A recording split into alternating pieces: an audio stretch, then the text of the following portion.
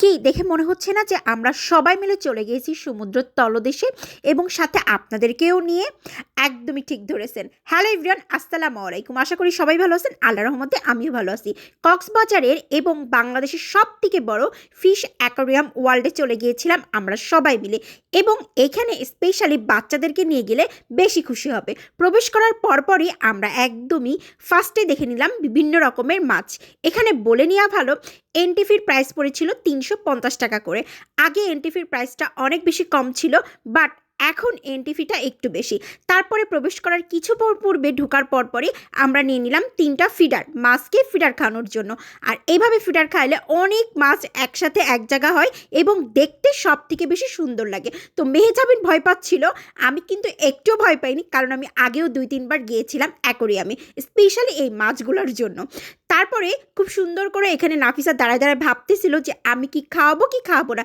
নাফিসাও একটু ভয় পাচ্ছিল। তখন আমি নাফিসাকে বললাম যে দেখো আমি কিভাবে ফিডার খাওয়াচ্ছি মাছকে, আর মাছগুলো সব একসাথে আমার কাছে চলে আসছিল। এইদিকে আবার আমার আম্মু কিন্তু একটা ফিডার নিয়ে নিল।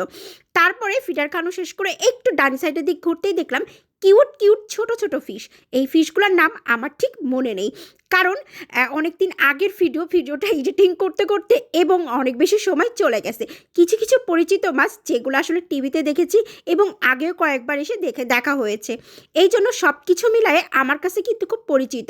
এদিকে নাফিসাও বলতেছে সে নাকি এই ফিশগুলো অনেক আগে থেকেই দেখেছে টিভিতে, এখন দেখতেছে অ্যাকোয়ারিয়ামে। আর বাংলাদেশের সব থেকে বড় অ্যাকোয়ারিয়ামে কিন্তু আমাদের কক্সবাজারে অবস্থিত, বাংলাদেশের। এই ফিশ ওয়ার্ল্ডে গেলে কিন্তু বাচ্চাদের সাথে সাথে বড়দেরও কিন্তু বেশ ভালো লাগবে।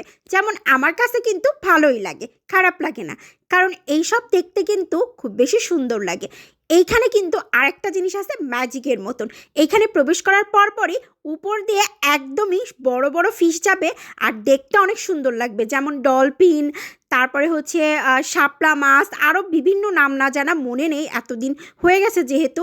আর এই মাছগুলো যখন মাথার উপর দিয়ে যাই দেখে মনে হবে সম্পূর্ণ বাইরের দেশে আসি, কারণ বাইরের দেশেরও ফিশ অ্যাকোয়ারিয়াম ওয়ার্ল্ডটাও কিন্তু কিছুটা এমনই।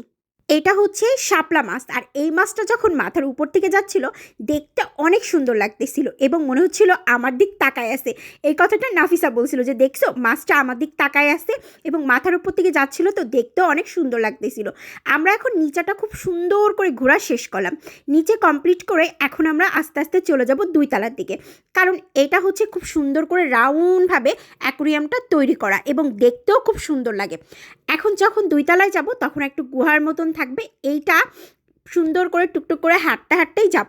যাওয়ার সময় খুব সুন্দর ঝর্ণা পড়বে, তারপর দেখতে খুব সুন্দর লাগবে, কালারফুল আছে, অনেক থিমে থিমে করা আর কি।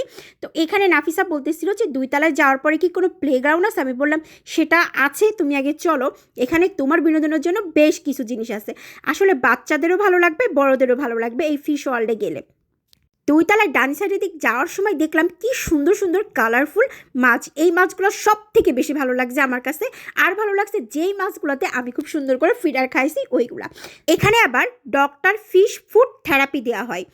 তো এখানে আবার আম্মুকে আর আব্বুকে বসাই দিলাম 100 টাকা করে 10 মিনিট জাস্ট। তো এখানে বাবাকে বলতেছিলাম বাবা তোমার ফিলিংস কি বলো তো।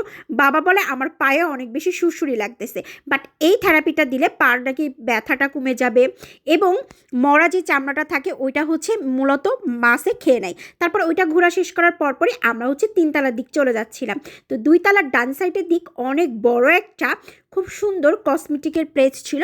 তারপর 3 তলায় চলে আসলাম, আসার পরপরই দেখলাম এখানে বাচ্চাদের প্লেগ্রাউন্ড এত সুন্দর বলার বাহিরে। তো নাফিসাকে জিজ্ঞাসা করলাম বলো তুমি কোনটায় উঠবা, তোমাকে উঠাই? তো নাফিসা বলতেছে না আমার কাছে ভালো লাগতেছে না, এই জন্য আমি কিছুতে উঠবো না। তো বললাম ঠিক আছে, তুমি যেহেতু কোনো রাইডে উঠবা না, কোনো কিছু খাবাও না, তাহলে এখানে আমি একটু চান্স নিয়ে নিই। সো আমি এই যে বক্সারের এই চান্সটা নিলাম, বক্সারের চান্সটা নিয়ে একটা লজ্জাজনক আমি মাত্র 271 উঠাইছি। সো এইটা খুবই লজ্জাজনক, মানে আমার গায়ের শক্তির পরিমাণ এত কম। তারপরেও এখানে আমাকে নাফিসা খুব সুন্দর করে হাতে তালি দিচ্ছিল যে না তুমি যতটুকু করছো অনেক বেশি ভালো করছো। সো সেকেন্ডে মেহেজাবিন করলো, মেহেজাবিন আমার থেকে অনেক বেশি ভালো করছে, 350 পর্যন্ত উঠাইছে, একদম গুড গুড গুড কাজ করছে ও। তারপরে এটা পুরো ঘোরা কমপ্লিট করার পর আমি বললাম যে নাফিসা তুমি চাইলে দোলনায় উঠতে পারলে, ও বলল না। সো সব কিছু খুব সুন্দর করে ঘোরাটোরা শেষ করে বাবার সাথে দাঁড়ায় গল্প করতেছিলাম যে নেক্সট কোথায় ঘুরতে যাওয়া যায়। সবাই ভালো থাকবেন। আজকের ব্লগটি এই পর্যন্ত। কি অবশ্যই যারা কক্সবাজারে যাবেন বাচ্চাদেরকে নিয়ে চলে যাবেন ফিশ ওয়ার্ল্ডে, ওরা অনেক বেশি এনজয় করবেন এবং আপনারাও অনেক বেশি এনজয় করতে পারবেন। আজকের ব্লগটি এই পর্যন্ত। কি আল্লাহ হাফেজ।